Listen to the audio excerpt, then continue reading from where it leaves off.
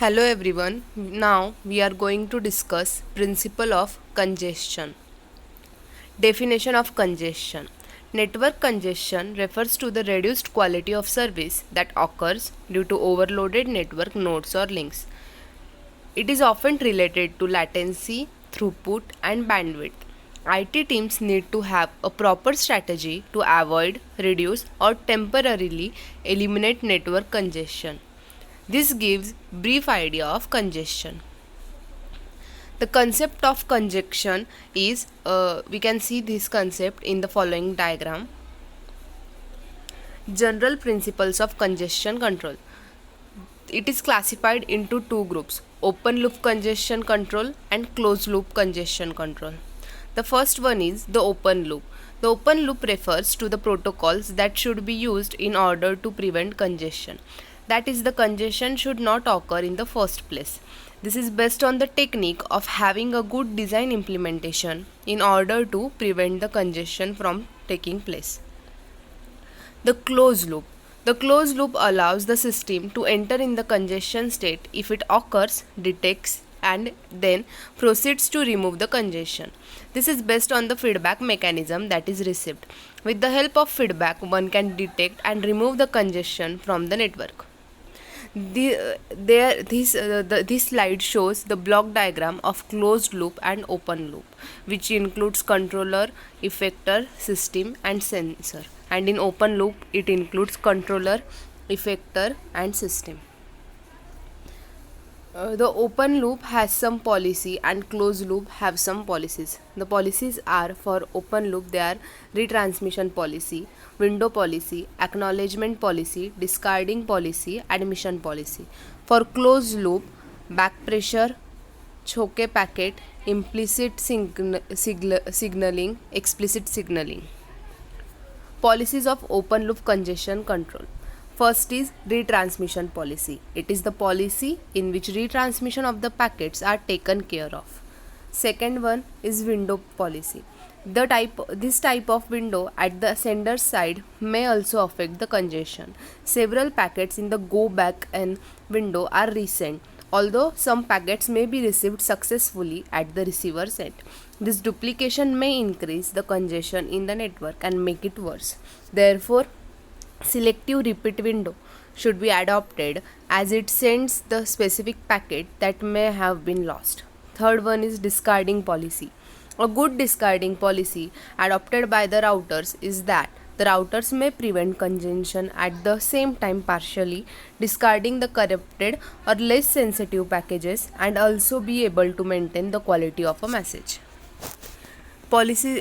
Fourth one is acknowledgement policy. Since acknowledgements are also the part of load in the network, the acknowledgement policy imposed by the receiver may also affect congestion. Several approaches can be used to prevent congestion related to acknowledgement.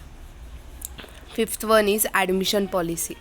In admission policy, a mechanism should be used to prevent congestion. Switches in a flow should first check the resource requirement of a network flow before transmitting it further. If there is a chance of congestion or there is a congestion in the network, router should deny establishing a virtual network connection to prevent further congestion.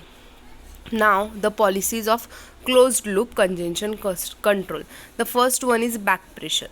Back pressure is a technique in which a congested node stops receiving packets from upstream node. This may cause the upstream node or nodes to become congested and reject receiving data from above nodes.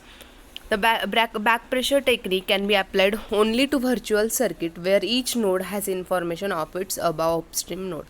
Second is choke packet technique. Choke packet technique is applicable to both virtual networks as well as datagram subnet. A choke packet is a packet sent by a node to the source to inform it of subnets. Each router monitors its resources and the utilization at each of its output lines. Whenever the resource utilization exceeds the threshold value, which is set by the administrator, the router directly sends a choke packet to the source, giving it a feedback to reduce the traffic. Third one is implicit signaling. In implicit signaling, there is no communication between the congested node and the source. Fourth one is explicit signaling. In explicit signaling, if a node experiences congestion, it can explicitly send a packet to the source or destination to inform about congestion. There are two types of explicit signaling: forward signaling, backward signaling. In forward signaling, a signal is sent in the direction of congestion. The destination is warned about congestion. The receiver in the case adopt policies to prevent further congestion. In backward signaling, a signal is sent in the opposite direction of the congestion. The source is warned about congestion and it needs to slow down. Now, this is the difference between open loop and closed loop. The first one is any change in output has no effect on the input in open loop. In closed loop, changes in output affects the input, which is possible by use of feedback. In open loop, output measurement is not required for operation of system. In closed loop, output measurement is necessary. In open loop, feedback element is absent. In closed loop, feedback element is present. In open loop, it is inaccurate and unreliable. Closed loop is highly accurate and reliable. Open loop is highly sensitive to the disturbances. Closed loop is less sensitive to the disturbances. In open loop, bandwidth is small, and in closed loop, bandwidth is large. In open loop, they are generally stable in nature, and the stability is the major consideration while designing in closed loop.